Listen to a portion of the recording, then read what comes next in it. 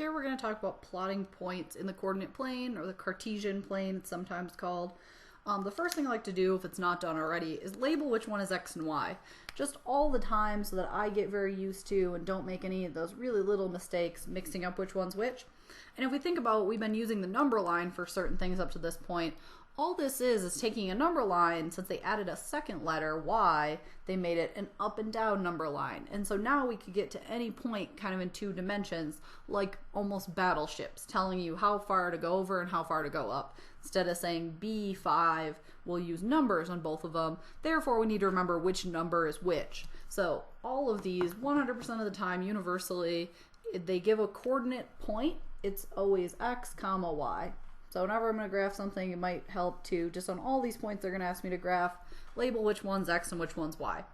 I would also suggest when you go to actually graph the point, do x first and then y, so do how far over and then how far up and down, just that if you do it the same every single time, so how far over, how far up and down, how far over, how far up and down, always the same, there's less of a chance that you'll just kind of go too fast and accidentally go in the wrong direction.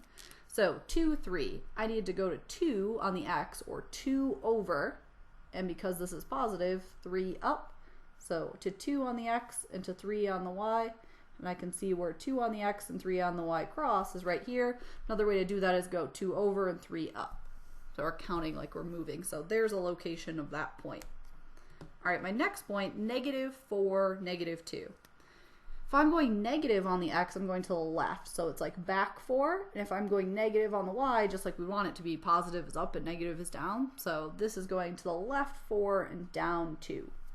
So to the left 4 and down 2. And I can check, I'm at x is -4 and y is -2.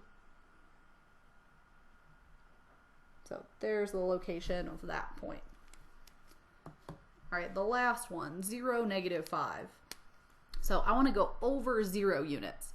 So these all start at the origin. I'm just not moving at all. And then I'm trying to go to -5 on the y, or down 5 units. And so here's the point, 0, -5. 1, 2, 3, 4, 5.